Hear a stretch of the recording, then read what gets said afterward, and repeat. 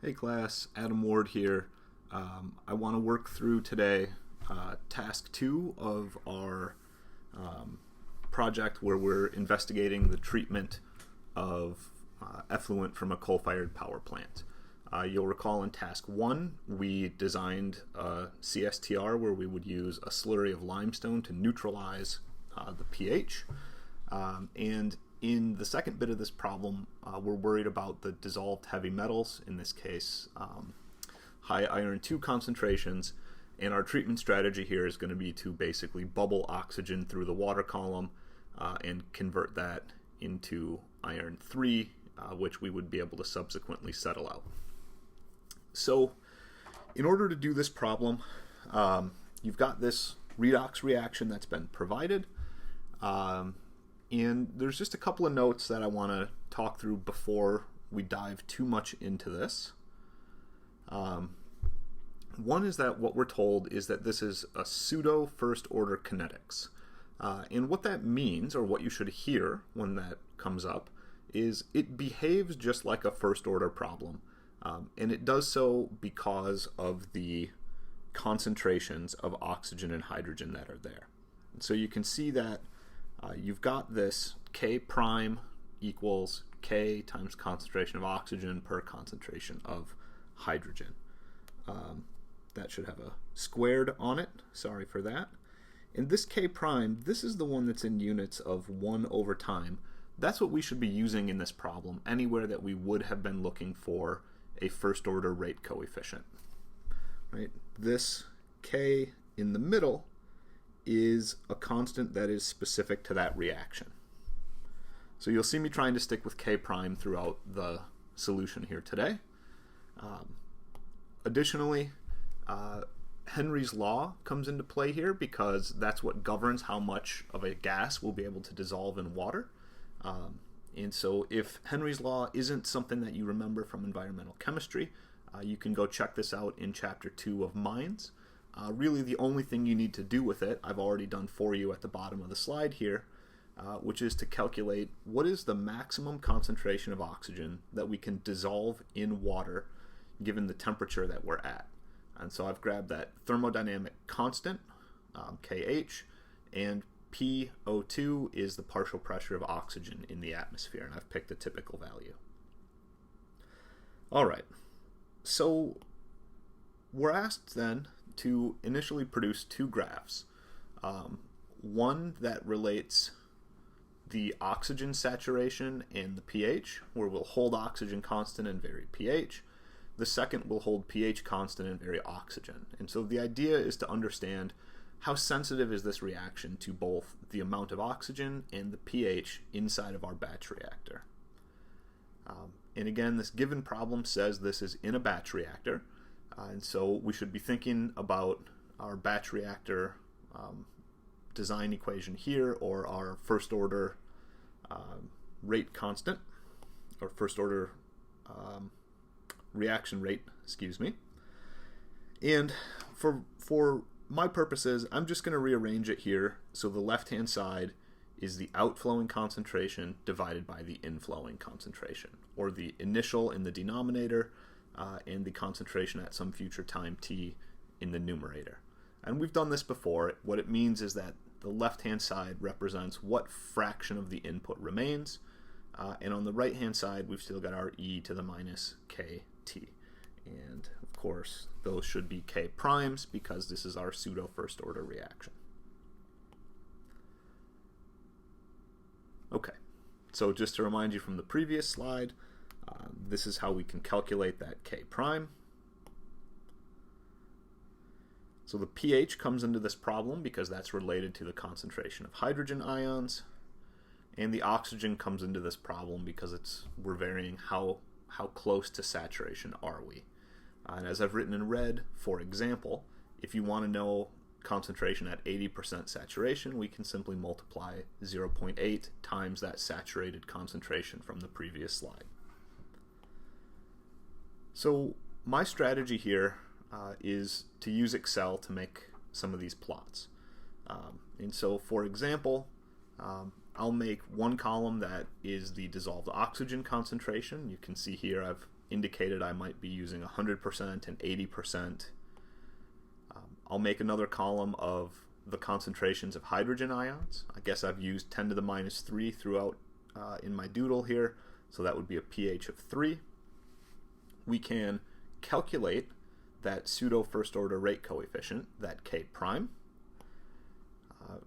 For any given value, we can pick a time in the future, and we can calculate that fraction of concentration remaining.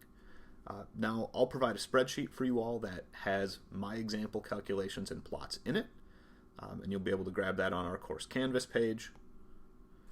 But this is what I get for my first graph, and so this is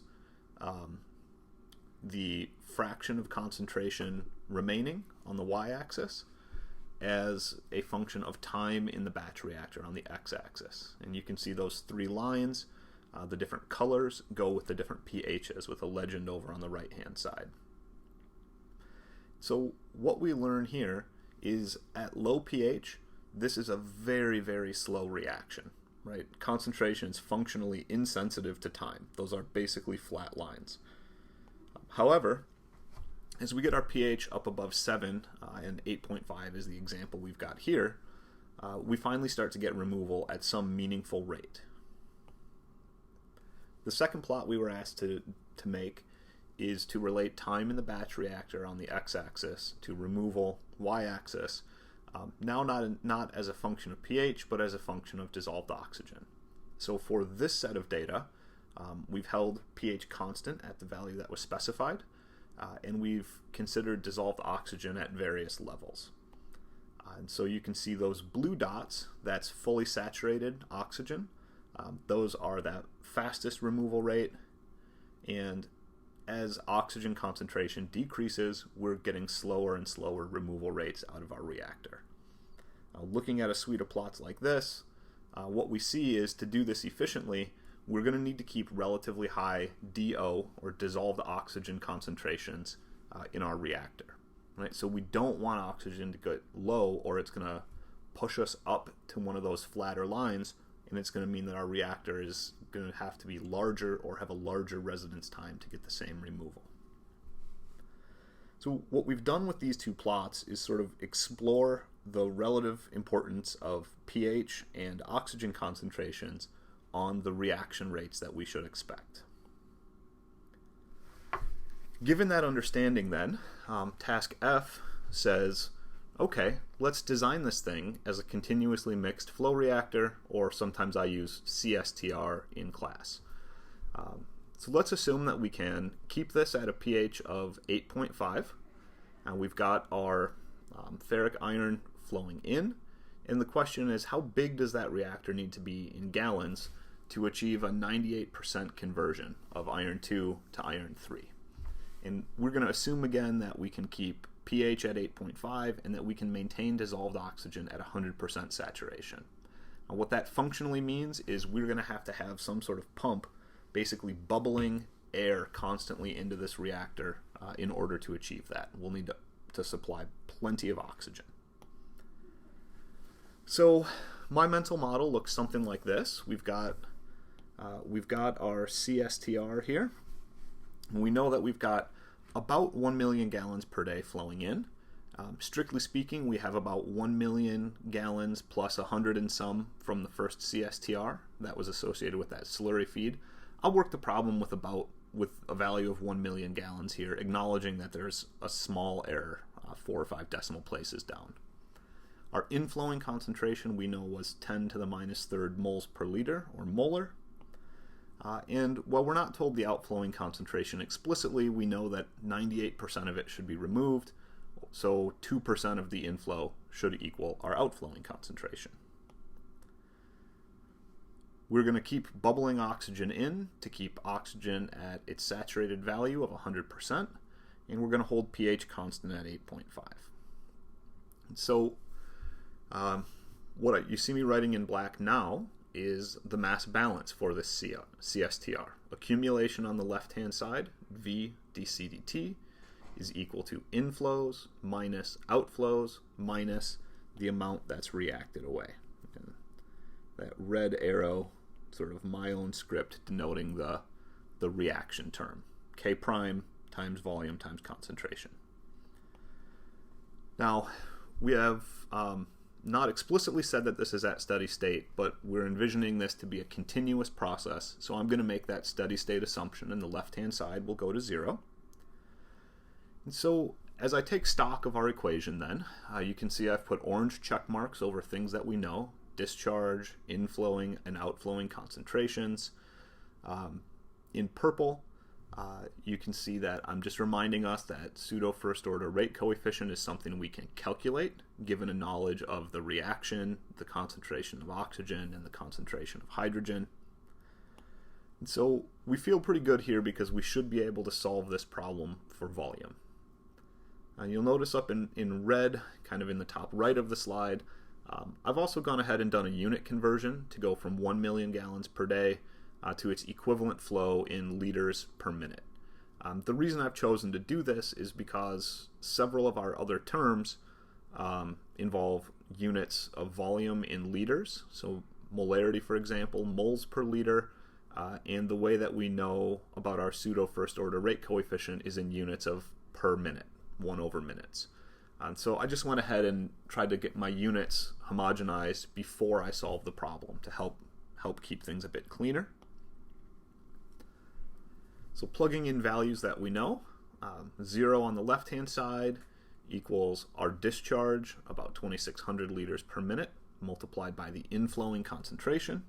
So that's the left-hand side and the first term on the right. Second term on the right, again, that's our discharge multiplied by our outflowing concentration. And wrote a lot there. You can see in green, I'm just reminding you where that outflowing concentration came from.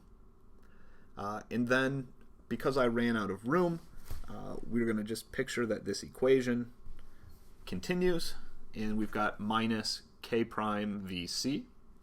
And of course, that's what we wrote in purple. So that is the K that goes with the pseudo first order rate, 3 times 10 to the minus 12th. That was given. Multiplied by the concentration of oxygen in the numerator and divided by the concentration of hydrogen squared in the denominator. You can see multiplied by volume and then multiplied by that outflowing concentration.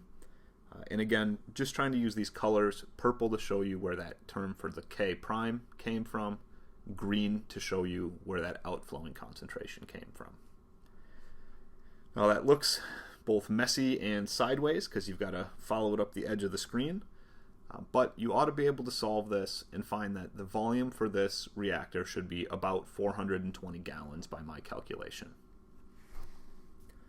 Okay, so that's what we were looking for in this problem. What volume of a CMFR would we need in order to achieve the treatment that we wanted to? We can do a little bit more here. So part G says, okay, we started with this balanced chemical equation. If we assume that all of the ferrous iron that comes in is in the form of iron 2+, how much oxygen do we need to achieve the treatment that we want, to oxidize all of that? And so, again, we wanted to check, is our equation balanced? Yes, it is. 4 irons on both sides of the equation, 4 hydrogens on both sides, 2 oxygens on both sides. Then our strategy here is use that balanced equation to translate how much oxygen would be required given the ferrous iron that comes in. So we'll start with the concentration of iron that comes in. And you can see the first thing I'm doing is using the balanced equation to convert that into the equivalent moles of oxygen that this would take. And those coefficients, the 1 and the 4 in that term, just using color here, that 4 in orange, that's the coefficient on the iron term, and that 1 on the oxygen, there's an implied 1 in front of that O2 up in the balanced chemical reaction. So now we've converted to moles per liter of oxygen, and what we're left with is getting to the units the problem asks for, which is milligrams of dissolved oxygen per liter of water. So I'll convert oxygen into masses, and to do so, I'm going to the periodic table. I'm finding the atomic mass of oxygen is 15.999. So that, of course, means there's 15.999 grams per 1 mole. And we're in units of O2 right now. So O2 would have double that mass, or about 32 grams per mole. From there, grams to milligrams is an easy conversion. And what I find is we need about 8 milligrams of oxygen per liter of water. One thing that I think is a good practice or a good habit for you to get into is not just getting to a number and boxing the answer, but actually interpreting what that means. Right? So what we've done here is we've found that for every liter of water treated, we're going to have to supply about 8 milligrams of oxygen. Now, I won't do this problem for you here, but as a sort of a bonus problem or a natural extension, you could then find out how much oxygen or how much air do I actually have to bubble through this. So atmospheric air around us, what you're breathing right now, is about 23% oxygen by mass. So you ought to be actually able to figure out what mass of air, atmospheric air, is the minimum that you would have to bubble in to provide that 8 milligrams per liter to the flow of 1 million gallons per day. You should be able to find that in mass, and as a bonus, you could try to find that in terms of the volume of air as well. Almost certainly that's going to be the most expensive cost in this treatment process, because you're going to continuously have pumps and air compressors running to be bubbling oxygen through this reactor. So again, that's just an extension of the problem, not something I'm requiring, but something you could challenge yourself with. Yes. So now we've done this design, and perhaps we come back and say, well, wait a minute. We know most of these reactions are going to be variable with temperature, faster under warmer temperatures in particular. And so given that, I'll just remind us what the Arrhenius equation tells us. So it tells us that the effective rate coefficient is going to depend on the activation energy for the reaction, capital R, which is the gas constant, temperature, which is in degrees Kelvin, and a reaction-specific constant, that capital A. So we know to use the Arrhenius equation to convert our reaction rate across different temperatures. From a few slides ago in our mass balance, we ended up with this, where the accumulation on the left-hand side, we set that to 0, assuming steady state, was equal to inflows minus outflows minus reactions. And so a couple things that we can do here. First, we can rearrange that equation to solve it for volume. So volume equals a function of the right-hand side. And so that first arrow that I just colored on in orange, all I've done there is algebra. And then in getting from that to the next line, I've substituted in the definition for the Arrhenius equation. So now we have a relationship that directly links temperature, T, to volume, V. And if we go through and take stock, we're not done yet. Most of the things in that equation are known. We would specify the temperature, that would be sort of our x-axis variable, but we're still missing the A. So we do have enough information to find A. So we know that effective rate coefficient, that K prime, we know how to calculate it given the concentrations of hydrogen and oxygen, and we know that has to equal this Arrhenius equation. So we can go ahead and plug in values. And so what I've written here is the left-hand side. So K multiplied by that ratio of concentrations here. I'm using that green bracket over top just to help you see how one maps to the other. And then on the right-hand side, we've got minus the activation energy in the numerator of that exponential. And because I'm running out of space, I'll write this down a bit lower. The denominator in that exponential would have the ideal gas constant, 0.008314 kilojoules per mole per degree Kelvin. And then the temperature, and you see I've got 273.15 plus 20, and what I'm doing there is converting 20 degrees Celsius into degrees Kelvin. which just means shifting that scale by about 273 degrees. So we can go through that problem. We can get this Arrhenius constant A for our reaction of interest of just under 9 times 10 to the 17th per minute is what I solved it for. All right, so now we have A, and we can turn to Excel. And again, I took this to Microsoft Excel. I said, okay, look, make one column of temperatures, and I'll make a column where I solve for the equivalent volumes, and we'll be able to plot the relationship.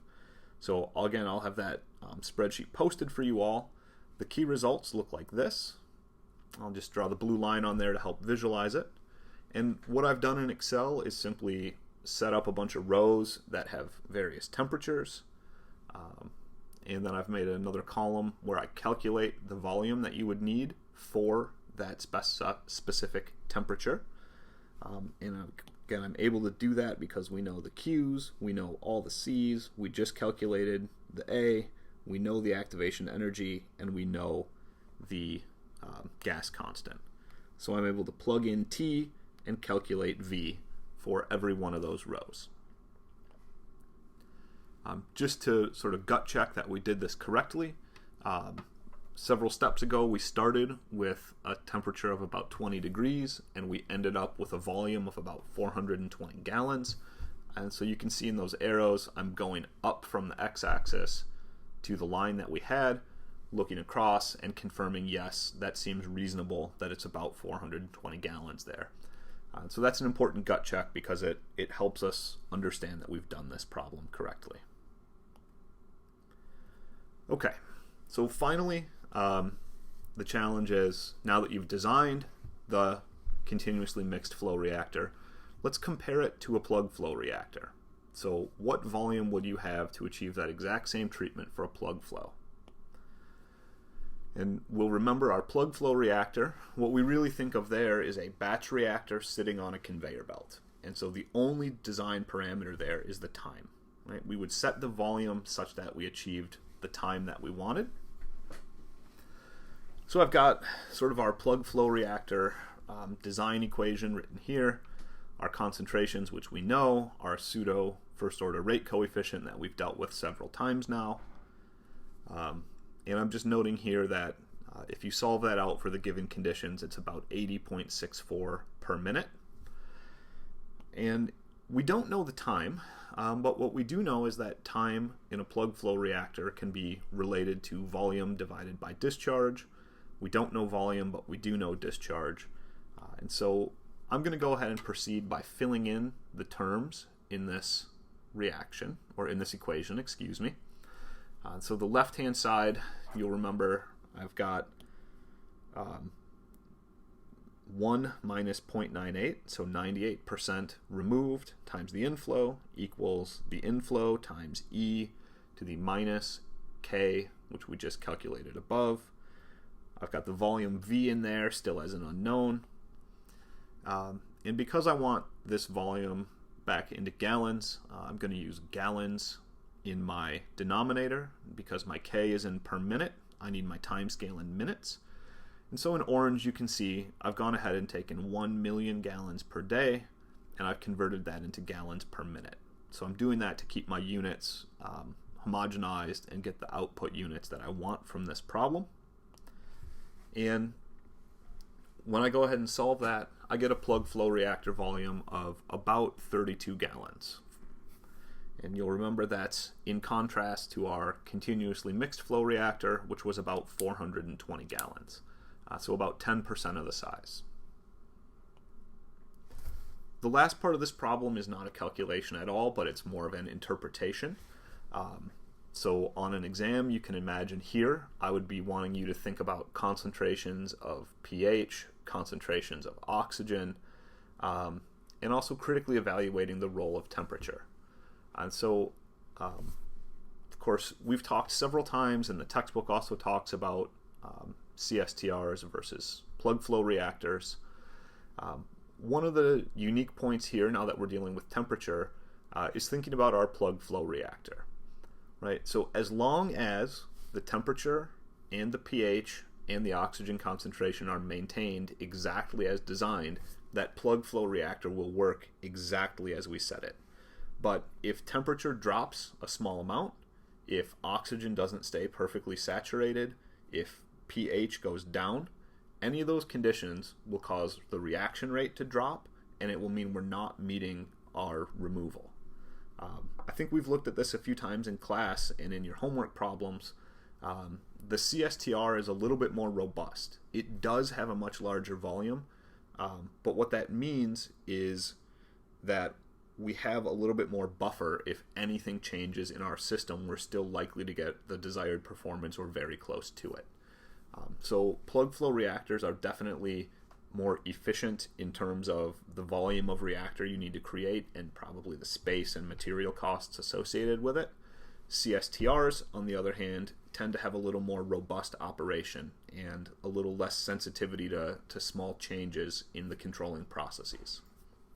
So I would envision that between the graphs that we generated and the discussions that we've had before, each of you would be able to articulate the strengths and weaknesses of a plug flow reactor versus a CSTR. Okay, so this is task 2 of our reactor design exercise that we've been working on in class for a few days. And again, to get here, you had to know some basics about chemistry and stoichiometry. You had to know CSTR design and plug flow reactor design. We dealt with Henry's law, we dealt with the definitions of pH, and perhaps most importantly, we again practiced that skill of developing relationships, visualizing those with graphs, and being able to interpret those graphics. And that skill of not only having the values that we're asking for, but having the data and the conceptual explanation of how and why the system functions is a particular goal that I want to emphasize in this exercise. It's not enough to have the answer. It's required that we be able to communicate the answer and explain to someone why things are working this way. I hope this helps you all see how to solve a complicated and multi-part problem, and I will see you back in the classroom. Thanks, everybody.